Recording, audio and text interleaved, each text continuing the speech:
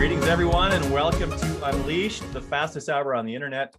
I'm your host, Jeff Tett, CEO of Results, where we believe poor execution is the number one reason businesses underachieve. We partner with your management team to help you solve that challenge and unlock the hidden potential that exists in your business. Now, many of us have worked for the dreaded micromanager, and I think we know how that feels. It just zaps the life right out of you. And we swear that we'll never become that kind of leader. But you know what? It's kind of like we say we're never going to become like our father or our mother. We're going to do things differently as a parent. But we often sort of repeat those bad habits without realizing it. And it can leave the senior leaders feeling like the bottleneck with every decision going through them. It really slows down growth, and not just of our people, but of our entire company. And we're going to show you how to change that today. In the first segment of today's episode, we're joined by Captain David Marquet, where he's going to share how he turned the worst performing submarine in the entire US Navy into the highest performing one using a very specific leadership approach that he created. And this will help you turn followers into leaders and increase the speed of execution in your business.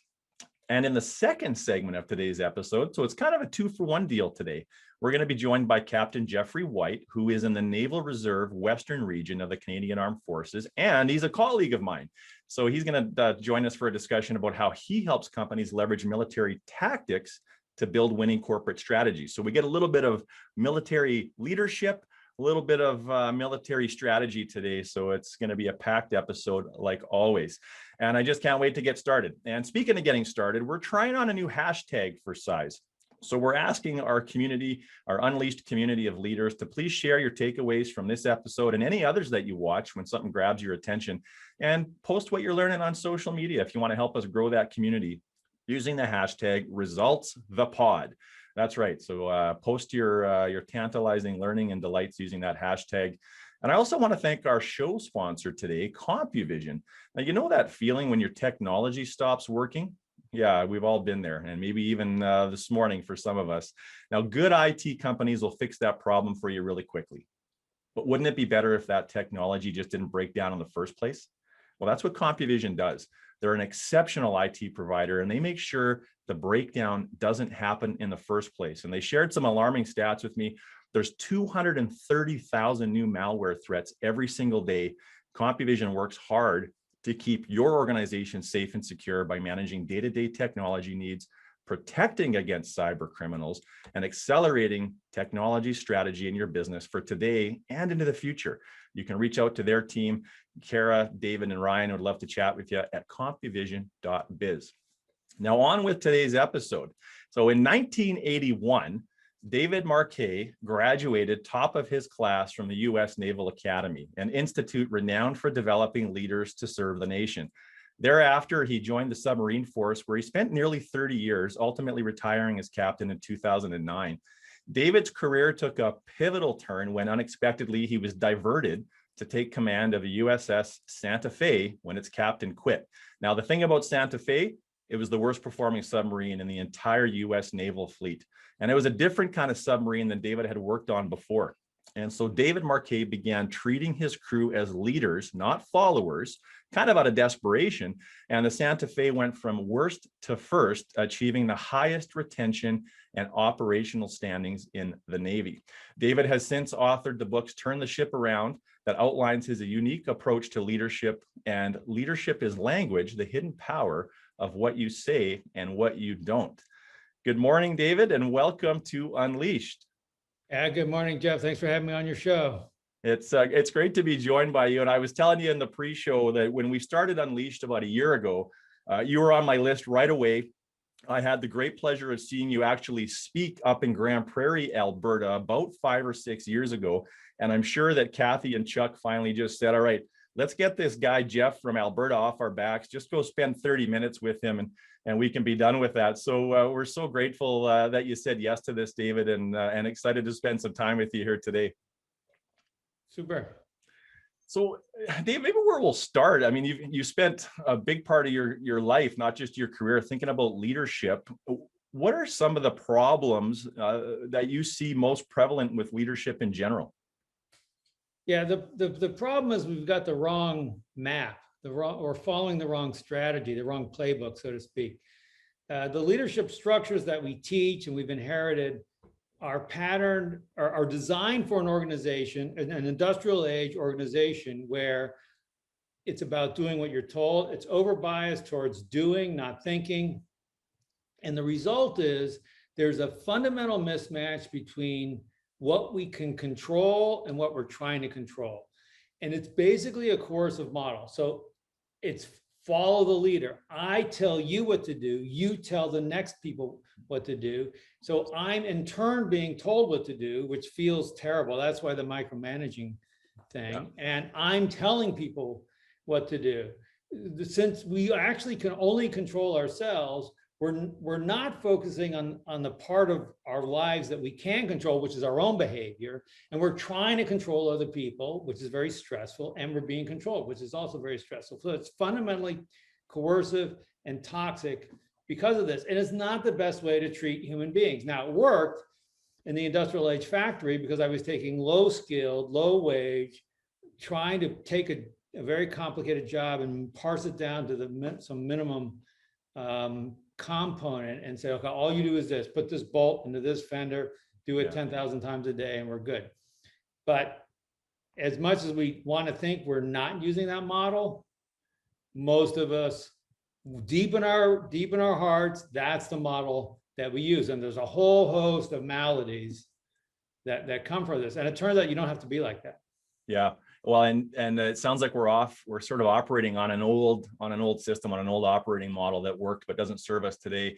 You actually had a really interesting tweet that you sent out this morning around DNA, that millennials and older generations share the same DNA. So they're just like us and we're just like them. So that the difference is kind of what people have always wanted in their workplace is it hasn't really changed, but now they're kind of demanding that that's what we need to do to lead them properly. Yeah, I gotta laugh. I mean, we've gone through 5,000 generations of humans, and we only just like barely tweaked how we are different. But somehow one generation or two generations, all of a sudden these are like, we talk about millennials, like people my age, talk about them like they're like aliens. Yeah. It's like they have the same DNA as you.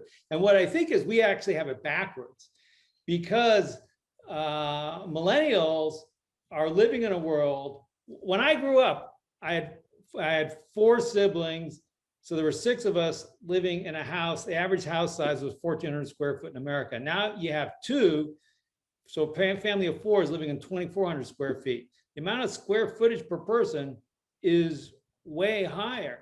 So, hey, there was no mom's basement to live in. I wanted to get out of there as soon as possible.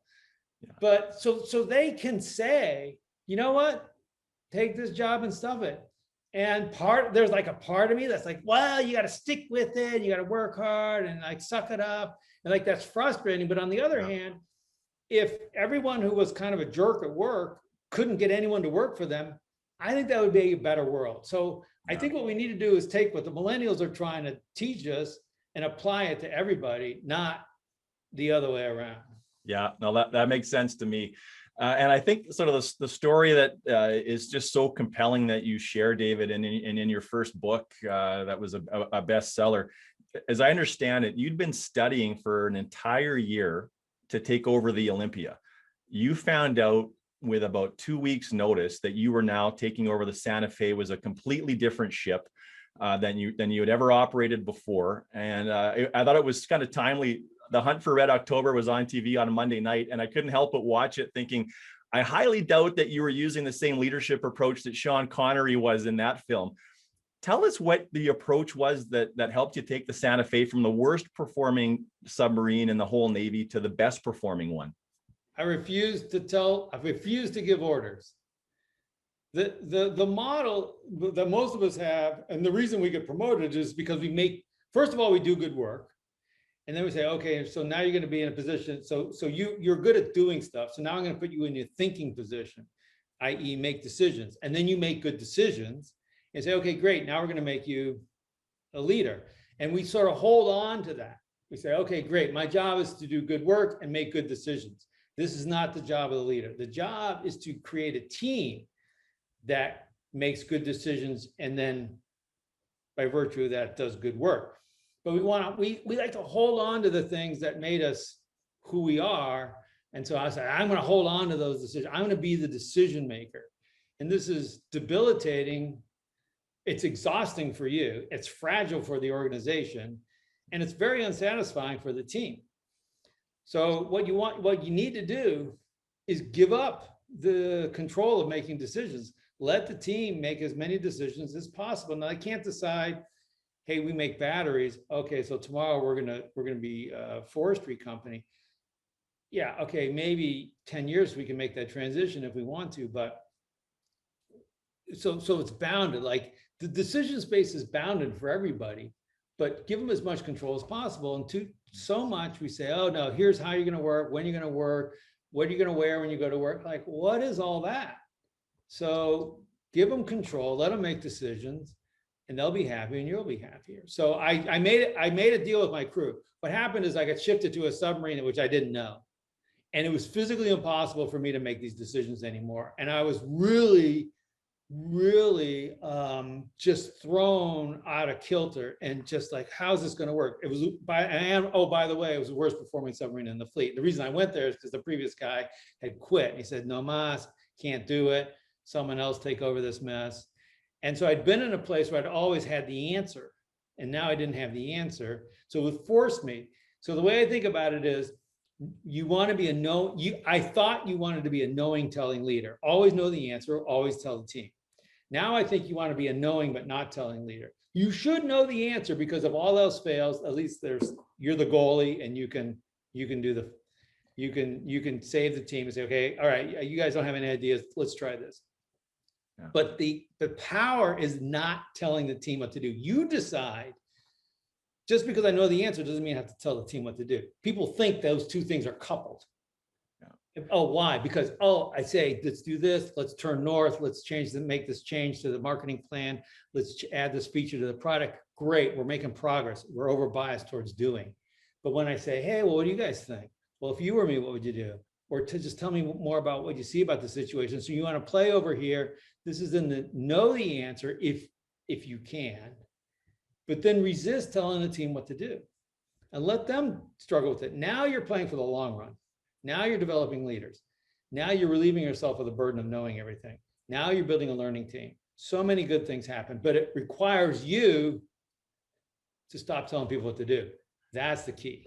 Yeah, and I appreciate the hockey reference with the goalie, David. Yeah, right. I got that in there. We'll appreciate that for sure. Now, is there a basic level of training that an employee has to have before you can provide that kind of an autonomous relationship? Yeah. So when you go to someone and say, "No, you make this decision," you don't want to abdicate to someone who's not ready for making the decision. And the two things I think you want to look at are their technical competence, which is kind of what you're getting at, is like their basic level of training. Do they technically know the job? You can't make decisions about the nuclear reactor if you don't know nuclear engineering. I would be irresponsible to let you make that decision.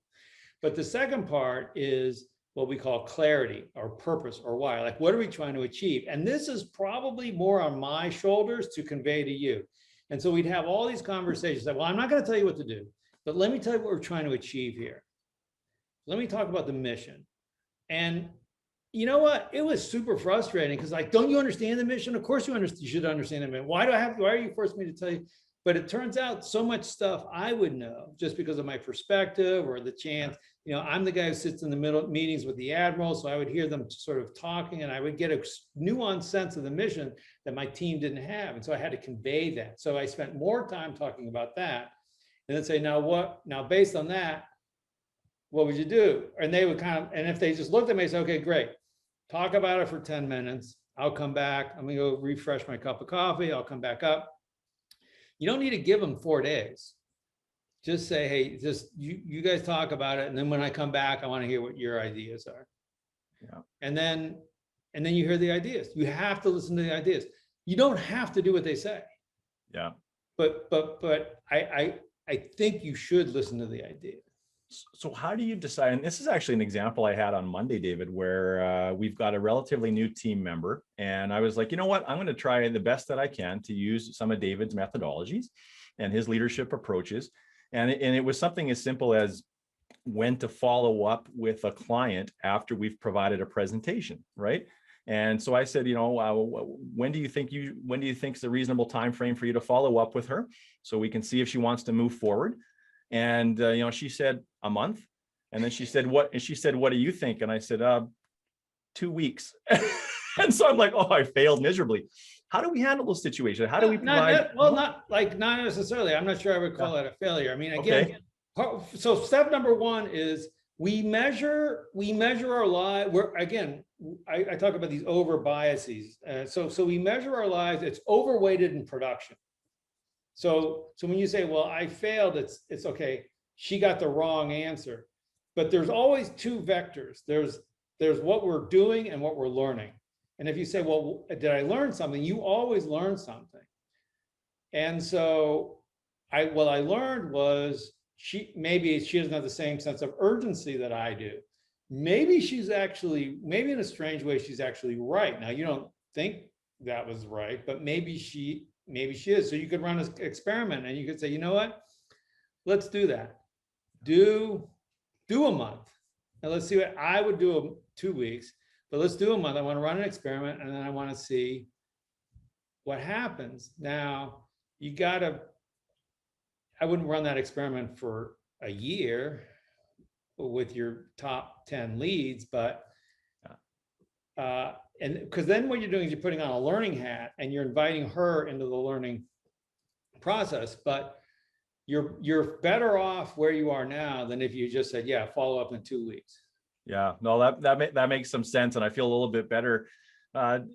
David, you also talk a lot about the difference between compliance and commitment, and that's really interesting for me to hear more about. What does that mean for us as leaders?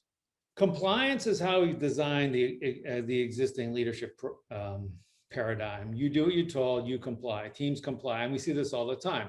Why did Boeing launch the Boeing 737 MAX faulty software? We know now the test pilots knew there were problems with the thing because they complied with their job. Why in Volkswagen do you have at least 100 engineers colluding on this diesel thing?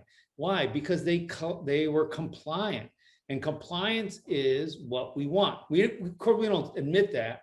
We go, oh, I really want to know what you think, but asterisk. But at the end of the day, you really need to do what you're told. And compliance is an extrinsic way of motivating people. In other words, when you hear people, well, I should do this, or I am supposed to do this, I'm being imposed from the outside to act in a certain way. Commitment comes from within. It's an intrinsic motivator. I'm doing this because I want to. I love it. I think it's the right thing to do. If no one were watching, this is exactly what I would do. I personally believe the vast majority of humans are good, and it would be incredibly improbable to have a whole bunch of engineers somehow agree on their own to make this diesel cheap. However, it's highly likely that thrown in both Boeing and Volkswagen have highly command and control compliant cultures. Boeing, because it tends to be sort of a very kind of a military, it's a military-like hierarchy, and Volkswagen, a bit of the same, but inherited from the Porsche founders and the way those people just happen to behave. And so you put people in a do-what-you're-told culture, and then you give them these objectives. They're going to work to achieve those objectives. And when it comes to, well, I can either tell my boss we can't do it, or I can take a corner here. In those compliant cultures, that's what you're going to get, because at the end of the day, it's the doing what you're told that relieves people of the responsibility of their behavior. Yeah. Well, I was told to do it. That is the oldest excuse for bad behavior on the planet. And so if you don't want to hear your people saying that, stop telling them what to do. Yeah. So what are some ways, some very tactical approaches, I suppose, David, we could take to create an organization more of from a commitment, intrinsic motivated place? Yeah, so for us, language is everything. Just listen to the language very, very carefully and just tweak the language. And I'm going to show, hopefully this will come up okay, but I want to show, I'm bringing up, this is, we call this the ladder of leadership. And the idea is you want to say, okay, where is the team person coming to me? They come to me with, tell me what to do. And that sounds, there's a lot of, it could sound, hey, you guys want to make just a screenshot of this, because this is like our secret weapon. Simple, but unbelievably powerful. Now, someone coming to you and saying, tell me what to do, isn't bad. At least they recognize a decision is needed. So we don't say, oh, no, that's bad. Don't ask me what to tell you. You tell me. That's jumping too high. That's not going to be effective. The first step above tell me what to do is observation and description. It's what do you see? And so then you say, well, tell me more. How do you see it? What do you know about this that I don't know? And then they start talking. So if you want people to say what they think, you need two things. One, they have to actually be talking. And two, then they have to feel okay to say something that is risky. So then you say, well, what do you think? Yeah. And that tends to be a little bit backward looking. Okay, how do we get here? What's the causes? And then you go to, well, what would you like to do? Or if you were me, what would you do? Or if you were the CEO, what would you do? If you were the customer, what do you think would be best? And then, which is permission-based, which means if you don't say yes, the answer is no. Right. And then ultimately for us, this magic is intent, which is if I don't say no, the answer is yes. And when you have an organization that's an intent-based organization, people are walking around saying, hey, I got this idea, I got to make this decision. So a lot of times people don't realize that they're making decisions, they think about it as doing. So for your person who's got to follow up, I got to follow up. They're thinking of an action, but it's really a decision. How long do I wait to follow up? That's a decision.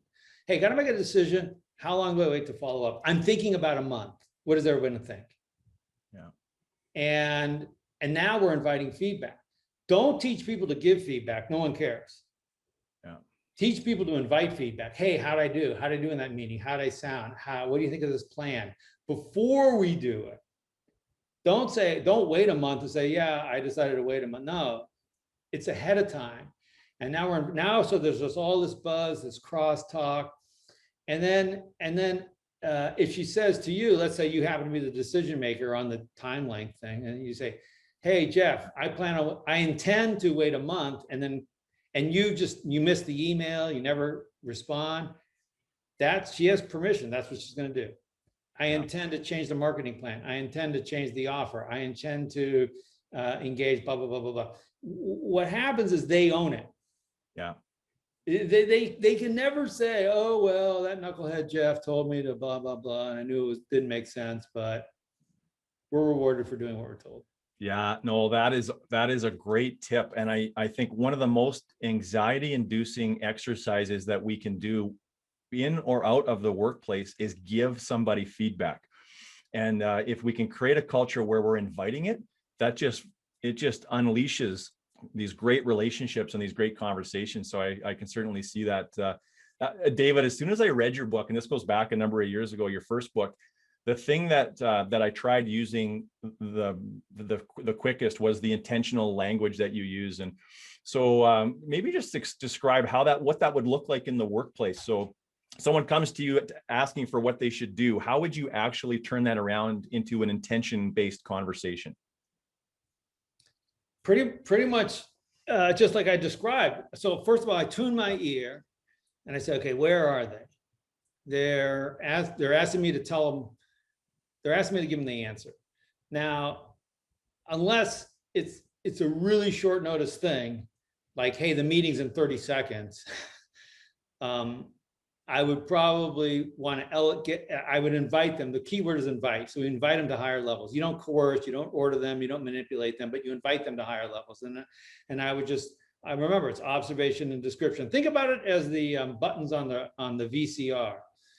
pause, rewind, fast forward. And you got to go in that sequence because we're moving from safe to vulnerable, but we're moving from less mental engagement to greater mental engagement. So, hey, well, just tell me describe it. Description is unemotional. It's not scary.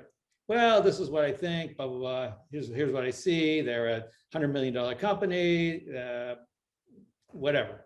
Okay, great. Then you go to rewind, which is causal. So now we're going to the next level of thinking. We're creating linkages and causes. What's behind it? Why are they acting this way or whatever, like whatever you think the thing is. And then you go to the future because we're moving from certain to uncertain. So the future is the least certain of those three domains. The present is the most certain. The past is less uncertain. And then the future is most uncertain. I can be wrong. Yeah. Scary. Yeah. Making decisions. We'll always remember decisions pass through an emotional circuitry of the brain. All decisions ultimately are emotional decisions or invoke emotion. No matter how dispassionate engineering, how many spreadsheets you got. At the end of the day, you got to invoke an emotion to make the decision. Yeah, no, that's good. That's helpful, David. And I mean, it seems a little bit different than delegation in some ways too. Like, and I can imagine like going into the Santa Fe, all of the things you had to delegate, like, do you have some simple tips on how can we delegate more effectively to ensure the thing gets done on time and in the way that we expected it to or wanted to? Yeah, so delegation to me is I decide what to do, but I'm going to tell you to do it. Yeah. Sometimes, I mean, yeah. So here's the thing, and this is advice for anything that you want to do. You got to practice it. And so I suggest you practice in your personal life. So for example, before COVID knocked down all my travel, I used to go out to a lot of restaurants, travel a lot, went to restaurants. And my thing would be, I would see if I could get the server to choose my meal without putting it in front, without knowing what it was. Because I would say, hey, you pick. And they'll say, okay, well, I recommend chicken or fish. What would you like? I say, no. You're going to pick. You're going to decide. And so you have to practice not making decisions. And you got to practice getting someone else to make a decision that affects you. And what you're going to find from doing that, there's a whole lot of things you're going to discover about yourself when you start doing that. And so the kind of things that people are doing during COVID is they're saying, I'm letting someone else pick the next book I read. I'm letting someone else pick what we're going to watch on Netflix tonight. I'm letting someone else schedule our vacation this summer where I anticipate we're going to be vaccinated and ready to go. I'm letting someone else choose the next vehicle or something. But two things are going to happen. Number one, you're going to feel something, I'm guessing.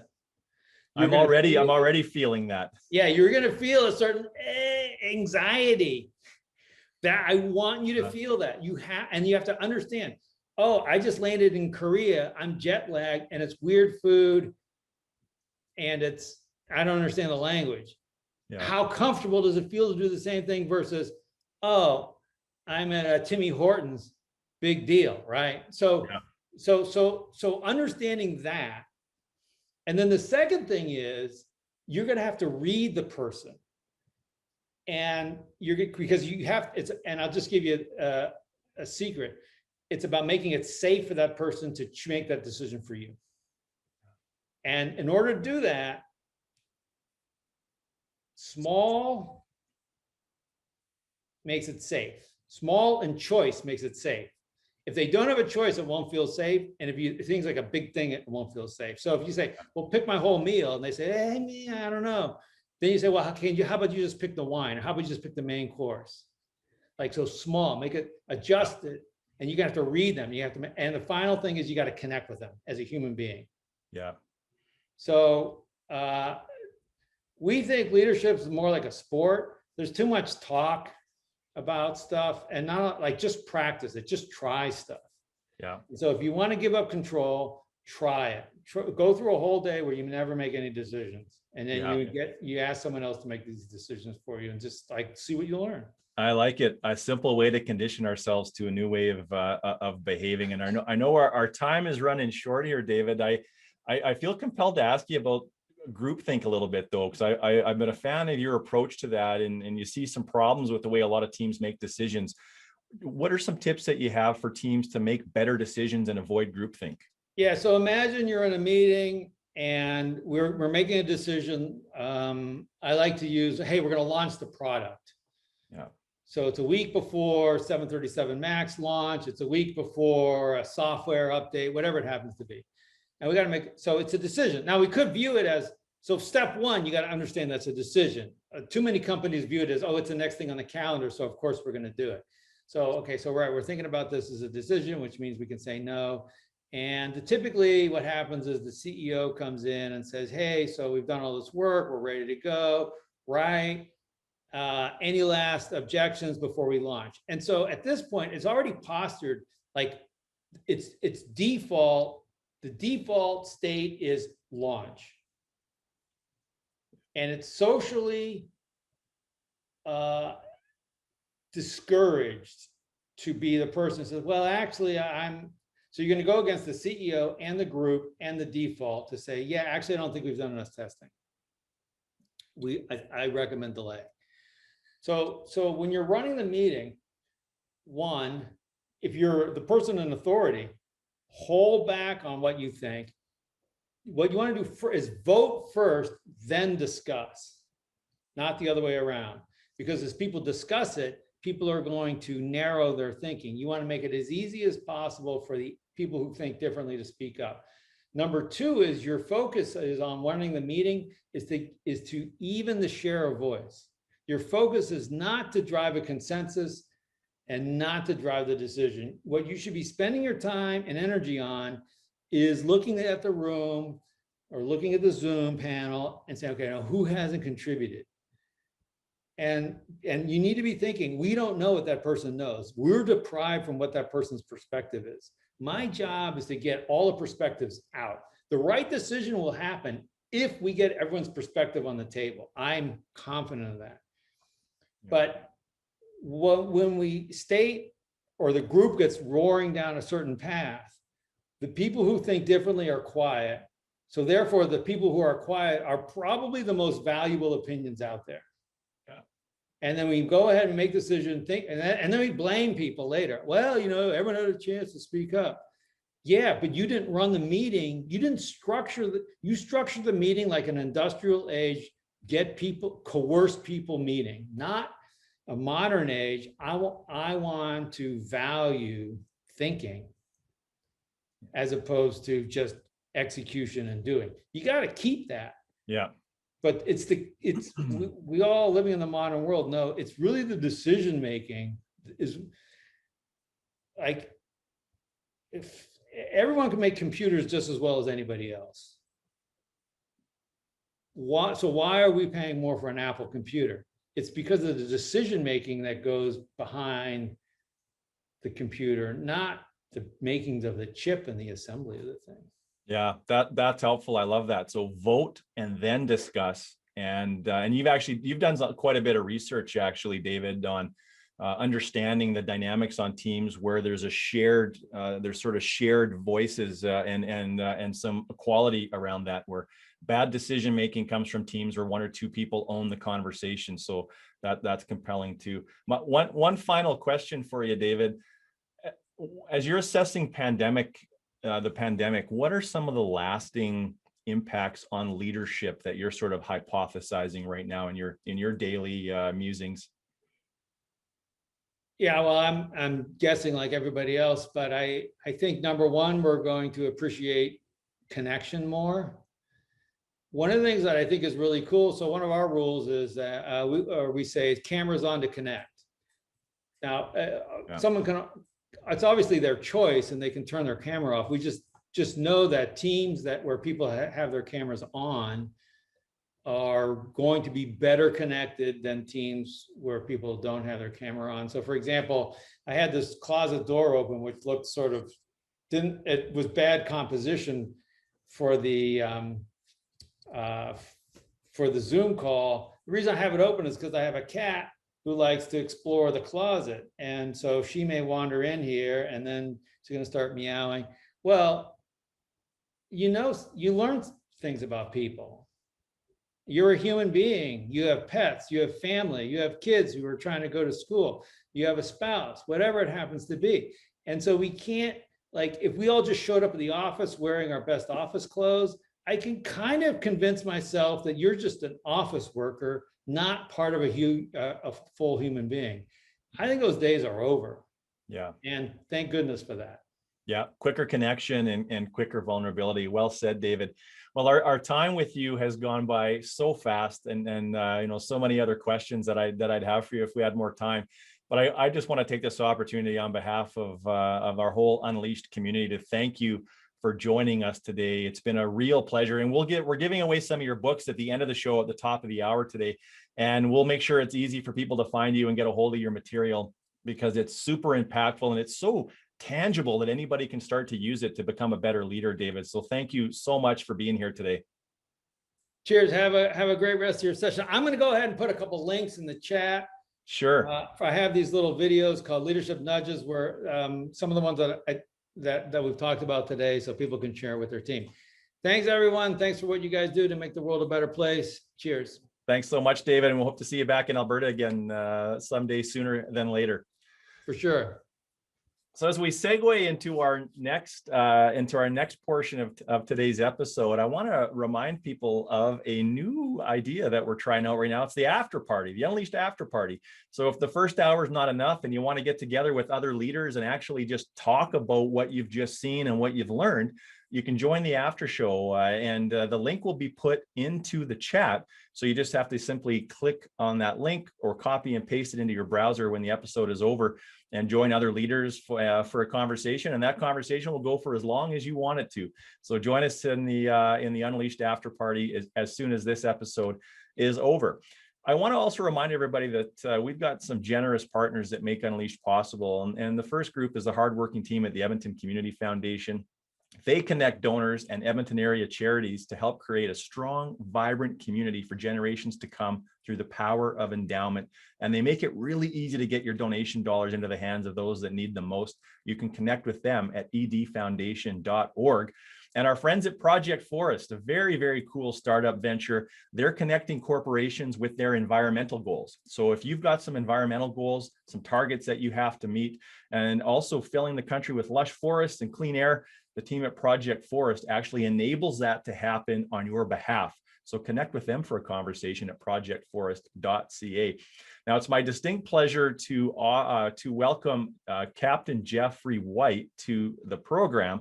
Now, Jeffrey White is a captain in the Navy and the Canadian Armed Forces, and he joined the Royal Canadian Navy in 1996 following the completion of his Bachelor of Science in Marine Biology from University of Guelph. That makes me think of George from Seinfeld, who was a part-time marine biologist, at least for one episode.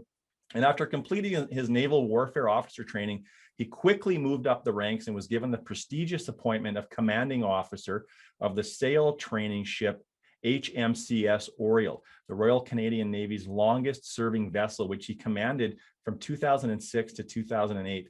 After many years at sea, Captain White continued to serve the RCN in various shore postings, and during his time, he began his master's degree in military studies from the Royal Military College and completed several senior military courses, including attendance at the Canadian Securities Study Program, Joint Warfare School, and the NATO Policy Senior Leaders Course, all of which contributed to developing him as a lifelong learner. He left full-time military service in 2012 after the tragic loss of his wife, and he moved to Calgary to start a new life. And that's where we are today. He's part of the Naval Reserves, and he is also a colleague of mine as a business execution specialist, and he helps companies in Western Canada apply military strategies to their corporate strategies so that they can win in the marketplace. Captain White, welcome to Unleashed. Thanks, Jeff. It's awesome to be here. It's anytime I can combine my two worlds. They often call us citizen sailors because we have a citizen side where we have a civilian workforce. And then, of course, we're still serving the Canadian Armed Forces and Canadians. So it's awesome when I get to share those opportunities. Yeah, that's great, and thank you for your service now and through the years. So as you're listening to David Marquet, what were some of the things that you could relate to really closely from what he had to say? Yeah, totally. And I remember when his book first came out, and it was almost like required reading. And I think the big thing that stood out to me was if you were fortunate enough to have a great commanding officer to learn from, someone who actually tried to grow you, you did great.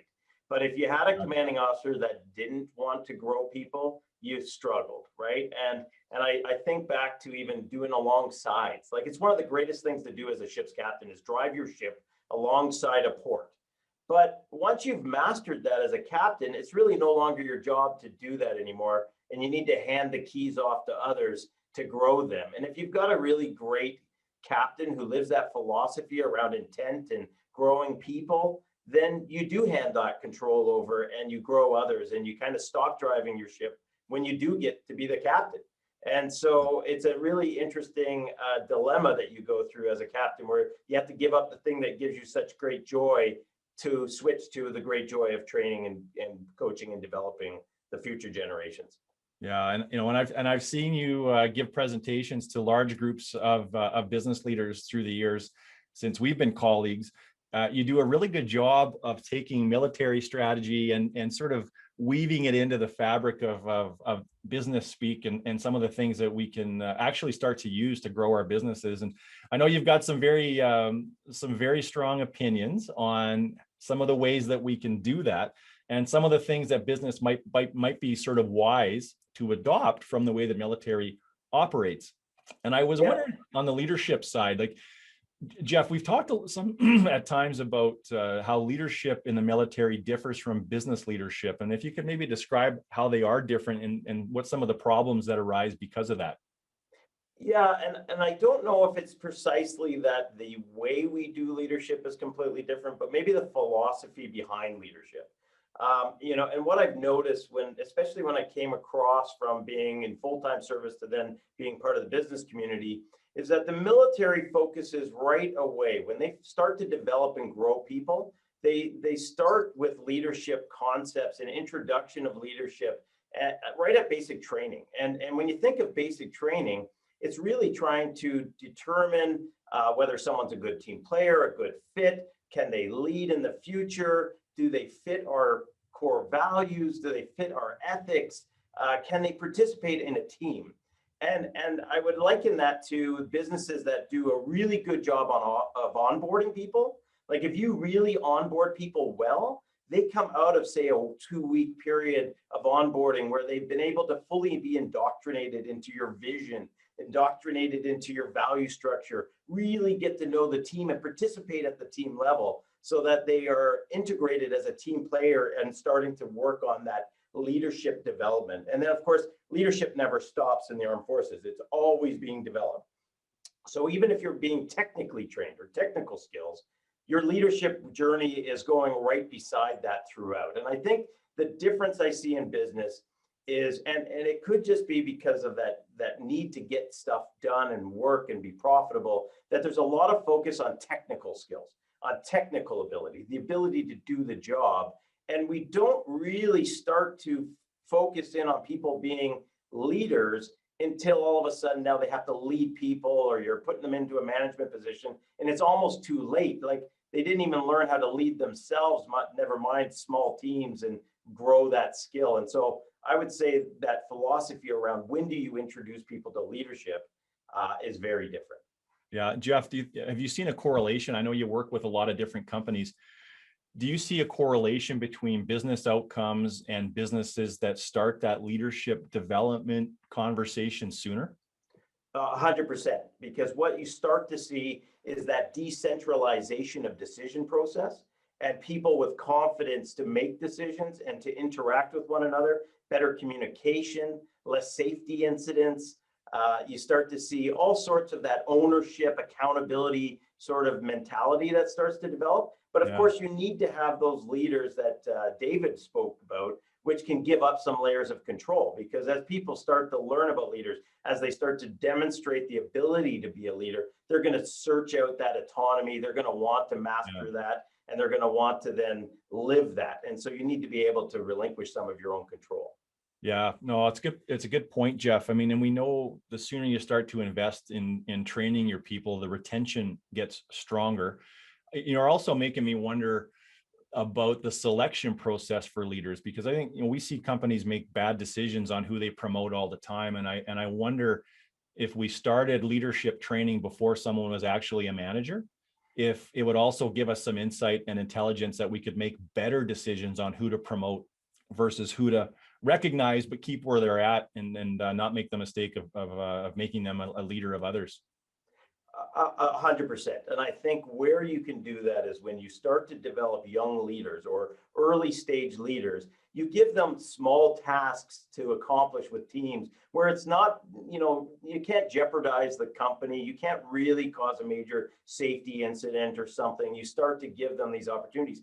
And through those opportunities, they gain confidence, but you also gain confidence that I can give them something harder. It's kind of like that Goldilocks effect that we've heard of, where if you give people cold porridge, they're not going to stick around. But if you give them too hot, they fail. That's not going to help either. And so it's trying to find that good spot where you can keep increasing the temperature of the porridge and growing people into better and better leaders. Yeah. No, that's good. Jeff, I want to segue into something else that tends to get a lot of interest, and it's wargaming. And here's something that research is demonstrated, is that there's a certain segment of leaders that really do treat business like a game.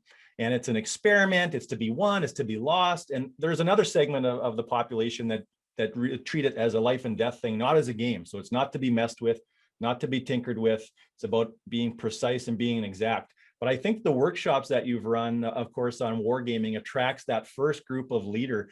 And I wonder if you could walk us through what is wargaming, and then how can we apply some of the wargaming sort of strategies and principles for our businesses?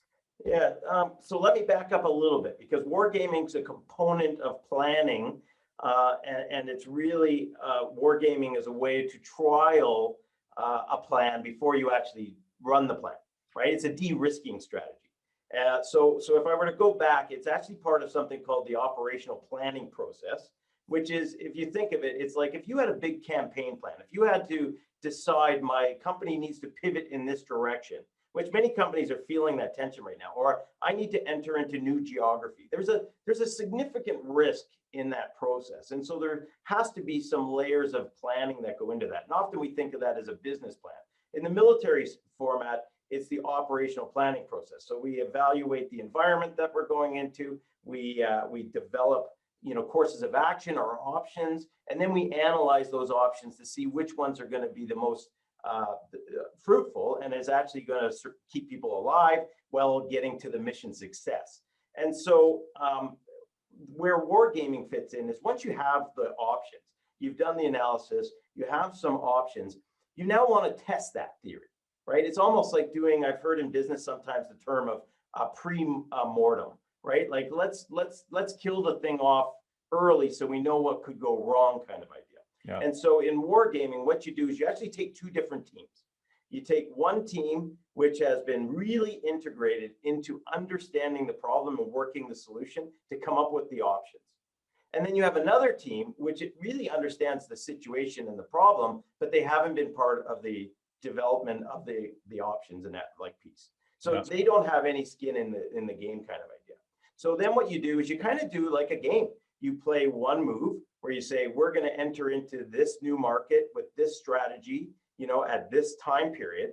And then the other side gets to play against that by playing, the enemy, which is, I'm going to be your competitor. I'm going to be the government regulator. I'm going to be the environment. I'm going to be whatever. And they play against your play. And what you can do is bounce these ideas back and forth. And you have rules associated with the war game. And you have a referee that says, you're getting out there. Like, you can't do that. That's not within the scope. It's not within your assumption. You need to play your game properly. And what will come out of it is both sides have a far better understanding of the plan. They have a better level of commitment around the plan. They probably worked really well together and had a lot of fun in that process.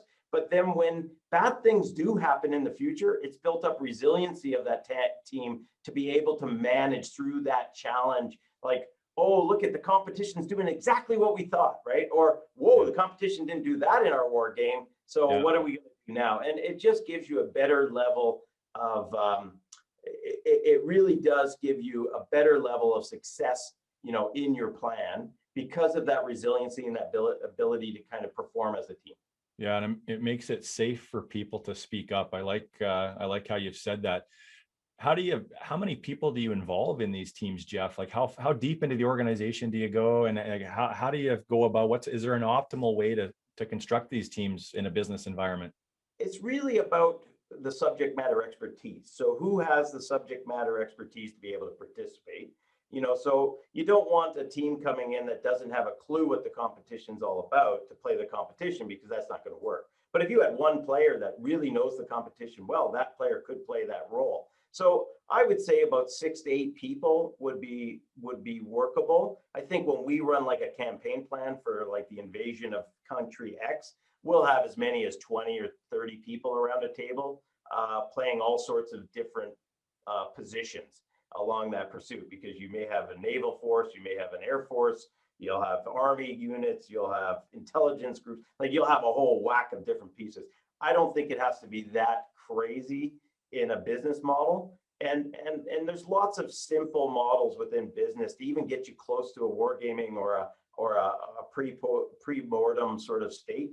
Like iGrow, I often will coach iGrow to teams. It's a decision-making process that, talks about the issue, where's the goal, what are we trying to achieve, what's our current reality, where's the options, and then what's our way ahead, which is the plan, right? So there's lots of similarities that you can pull. And I bet you iGrow came out of probably military planning. Yeah. So. Yeah.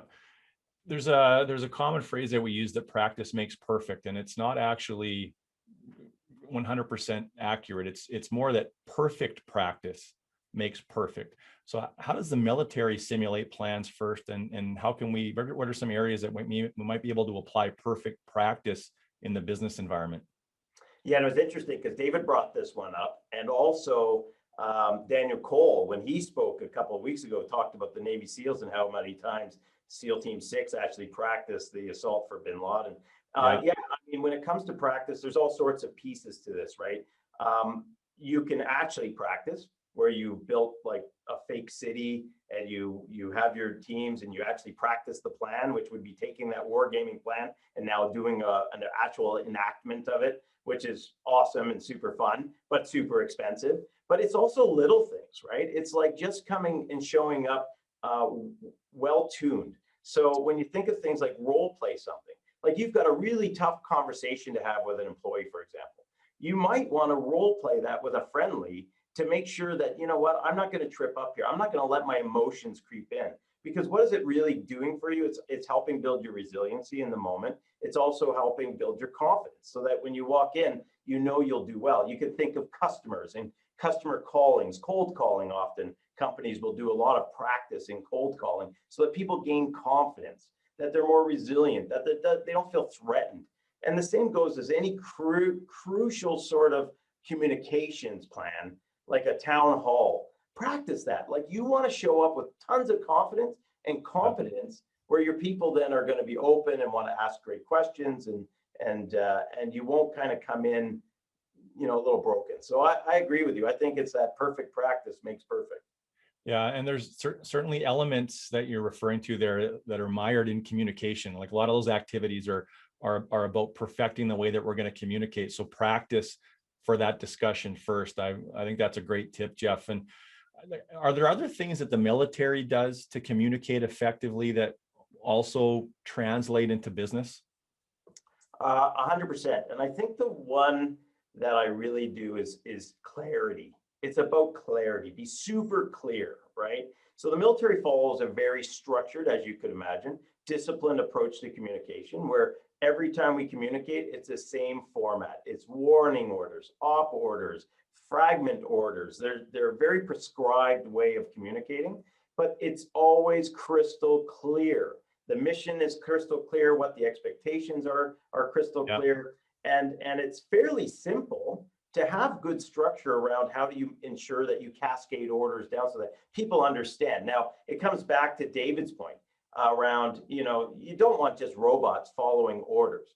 So there's always that layer, especially in the complex world and chaotic world that we now operate in as armed forces, to make decisions and change directions. And the orders will allow for that as well, especially in the chaos of war.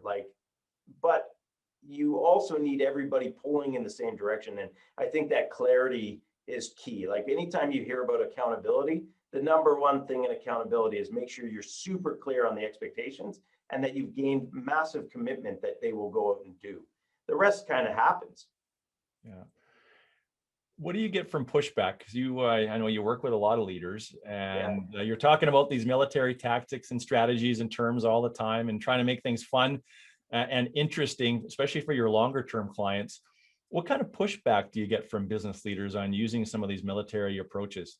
Yeah, probably the number one, beyond cost and time, which are always tough, right? The other one I get is, well, you could just order someone, Jeff, and they'll do, right? And that works only so far. Like, yes, if we want to take that hill, you can order them up the hill or put out the fire.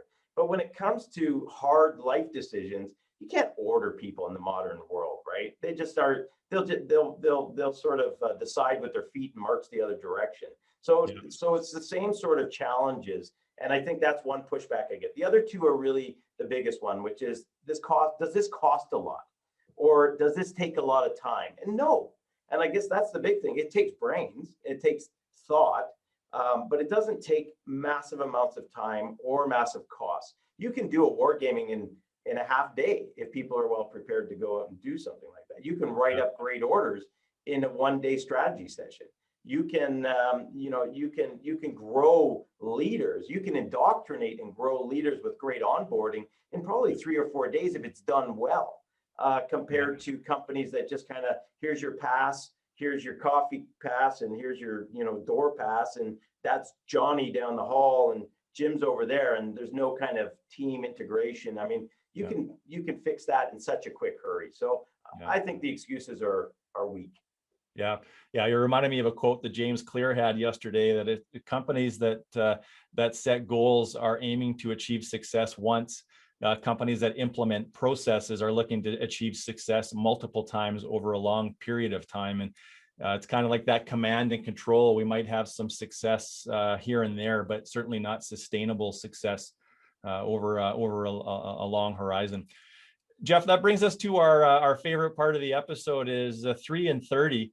And you've got 3 things that you're suggesting leaders could do, 3 simple things in the next 30 days to start behaving a little bit more like a intentional leader, where they're building people up and creating an environment of autonomy as opposed to command and control. What are those 3 things?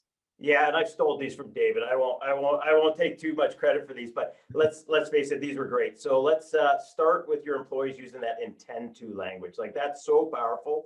I intend to do the following. What is that doing? That's giving them a layer of autonomy. It's getting you out of the mix. If, for example, to David's point, it's super problematic or dangerous zone, you still have your buffers that can say, well, did you think of this? Or have you considered that? And then they kind of get that sense and they can grow, to your point of your story earlier. So I would say drive that intent to language. You have to be conscious about it. Next one, start specifying goals, not methods. When a commander gives, like for that operational planning process, when the commander gives the intent for the mission, it is an intent. This is what we need to achieve. And then the team goes out and does all the other work and comes back with solution spaces. And then you have more dialogue. And of course, back to David's comment, that's when you can step in. And the last one was brilliant. And I'm gonna try this tonight, which is give up control. And whether you do it at a restaurant or you do it with your kids or you do it with your wife, try giving up control. It is a muscle that needs to be learned over time. It doesn't feel comfortable. For those of you that are going to start to get ski boats out on the water, if you've mastered the job of driving your ski boat, get out of the wheel. Let somebody else drive. Yeah, those are great. 3 simple tips we could all start doing. So, Captain White, it's been a pleasure to spend some time with you today on Unleashed. Thanks for joining us. As a reminder to our Unleashed community, you can stay connected with us and with the speakers. You can find David Marquet at his website, davidmarquet.com. If you have questions or comments for us about the show, Reach us anytime at info@unleashresults.com, and follow us on Twitter if you get a chance at Unleash Results. And you can find the episodes on YouTube or wherever your podcasts are found, and go to unleashresults.com and you'll find the Unleash series page on the drop-down menu under resources right there. And we're giving away some copies of David Marquet's book, Turn the Ship Around. All you have to do is click on the bonus materials at the end of the show, provide us with some feedback, and you will be automatically entered into a draw to win one of 2 copies of his book. And if you're also interested in and ready to take your business to the next step, we've actually got a complimentary LPI 360 leadership assessment we're giving out today with a 90-minute coaching debrief. So this means you're going to get a 360 comprehensive anonymous report about how the people that work with you view you. How good of a leader are you? Where's your blind spots? And then we're going to provide some coaching on what you do with the outcomes. So very impactful. You can click for that in the bonus material. And then join us next week for a very interesting conversation from New York. Kathy Solid is going to join us. She has done some remarkable research on how to build high-performing teams through the art of performance. And she suggests that if we treat growth as an experience and not something that we observe and then become, we can unlock potential that totally surpasses the boundaries and limitations that we impose on ourselves as adults. So it's a conversation you won't want to miss, very unique. And until next time, I want to thank you all for joining us and just remind you that not to underestimate the impact that you can make on another person's life through your leadership. So good luck with that, everybody, in the next week, and look forward to seeing you soon. See everybody at the after party.